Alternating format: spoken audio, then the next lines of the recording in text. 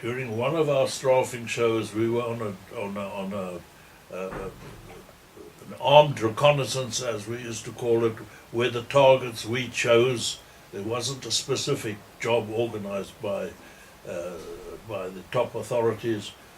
But we were just doing a patrol, and during this patrol, I was flying a number two to the squadron leader, who was in this particular instance Harry Gaynor, and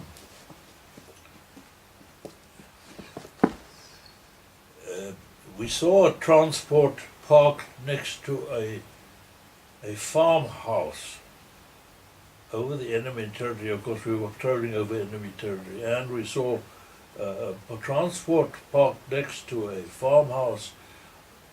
I saw it first, and I told him that it was there. It was a big lorry, and he decided to go down and have a look at it, and I, of course, as his number two, followed him down. And I stuck with him as close as I could, and we dived down, lost height, and then went down to a couple of feet above the ground, as we usually do in our strafing runs, and we ran head on to this particular lorry. And I was close next to him when all of a sudden there was just a flash from his aircraft, and he was gone. I don't know what caused it. To this day, I don't know what happened. We were in an area of a lot of high tension wires and so on. I always thought that he hit a high tension wire, but it had a tremendous effect on me, because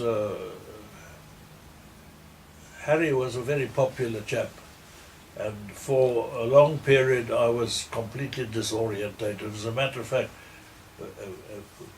this was also sudden, that when I came out of this situation, I don't remember whether I shot or didn't shoot. I haven't a clue.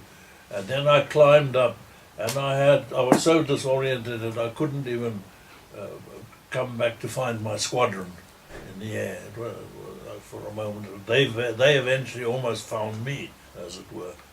It was a terrible shock to me. And those were actually the only casualties that I was closely associated with, and very intimately associated with, and much more so than most pilots.